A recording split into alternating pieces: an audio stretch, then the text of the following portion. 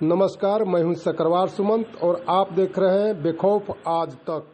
गाजीपुर लोकसभा के बसपा प्रत्याशी डॉक्टर उमेश सिंह ने सकरवारों के कुल देवी मां कामाख्या के दरबार में टेका मत्था। खबर जनपद गाजीपुर के लोकसभा चुनाव को लेकर के है, जहां बसपा प्रत्याशी डॉक्टर उमेश सिंह ने मां कामाख्या के दरबार में हाजिरी लगाकर मत्था टेक कर एशिया महाद्वीप के सबसे बड़े छतरी बाहुल्य गांव गाहमर में एक जनसभा को संबोधित करते हुए भाजपा प्रत्याशी पर जमकर भड़ास निकाली। उन्होंने अपने उद्बोधन में कहा कि जरायम के माफिया से भी अधिक खतरनाक शिक्षा माफिया होता है, जो देश के नौनिहालों बच्चों का भविष्य खराब कर देता है। बसपा प्रत्याशी डॉक्टर उमेश सिंह ने कहा कि मैं आधा चुनाव तो उसी दिन जीत गया जिस दिन बसपा से प्रत्याशी घोषित होने के बाद गाजीपुर लोकसभा क्षेत्र की जनता में उत्साह भर गया और समाज सेवा का मुझे लगा कि गाजीपुर की जनता इस बार आशीर्वाद देने के लिए अपना मूड बना चुकी है। उन्होंने बिना किसी का नाम लिए भाजपा प्रत्याशी की ओर इशारा करते हुए खूब हमलावर रहे और उन्होंने कहा कि ऐसे माफिया देश के बच्चों का भविष्य खराब करते हैं। जिसे ज़्यादा नंबर मिला होता है उसे पैसे के बल पर कम नंबर दे दिया जाता है। ऐसे में बच्चों के भविष्य को खराब करने वाला ये शिक्षा माफिया जरायम के माफिया से भी बहुत खतरनाक होता है। आइए जाने इस संदर्भ में सभा को संबोधित करते हुए डॉक्टर उमेश सिंह ने क्या कुछ कहा।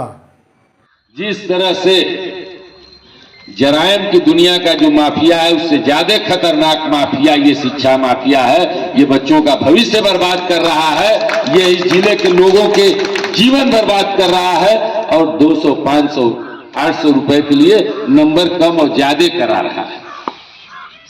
तो ये आपके बच्चों के भविष्य के साथ खिलवाड़ कर रहा है। वो तो माफिया जिससे झगड़ा होगा उसके लिए होंगे, लेकिन ये तो सबके लिए खतरनाक है। और जो आप लोगों के मन में बात आई उसको मैंने नहीं कहा, वो आपके मन में ये बात अपने आप आई कि ये खतरनाक आदमी है। आप निराश हो गए, हताश हो गए। और जब इस तरह का प्रत्याशी आवे कि उस दल का कार्यकर्ता, उस दल को चाहने वाला व्यक्ति निराश हो जाए, हताश हो जाए, टूट जाए, तो उस टूटे दिलों को जोड़ने का कोई फेविकोल बना नहीं है। लाखों लाख की जन भावना को जब रौंद दिया जाता है तो उस प्रत्याशी और उस पार्टी का चुनाव दुनिया की कोई ताकत खड़ा नहीं कर सकती है। और अगर कोई कार्यकर्ता, कोई प्रत्याशी आने के बाद खुश हो जाए, उत्साह से लबरेज हो जाए, तो ये समझ लीजिए वो पार्टी और वो प्रत्याशी अपनी अधिकतम मजबूती का चुनाव लड़ेगी, परिणाम चाहे जो हो। लेकिन एक तीसरा भी संयोग बनता है जो बड़ा दुर्लभ, जो कभी कभी आता है, कभी कभी लोगों को मिलता हुआ है। बहुजन समाज पार्टी ने, किसी एक पार्टी ने अपना प्रत्याशी घोषित किया है और सभी दलों के कार्यकर्ताओं, चाहने वालों के दिलों में हर्ष की लहर फैल गई। भारतीय जनता पार्टी के कार्यकर्ता भी खुश हो गए, समाजवादी पार्टी के भी खुश हो गए, कांग्रेस और सुभाषपा के भी खुश हो गए। जब यह दुर्लभ संयोग बनता है तो फिर प्रत्याशी को बहुत कुछ नहीं करना होता है, जनता खड़ी हो जाती है और बाकी दोनों लोगों की यहाँ जमानत जब होनी है वो दूसरे तीसरे स्थान के लिए लड़ेंगे।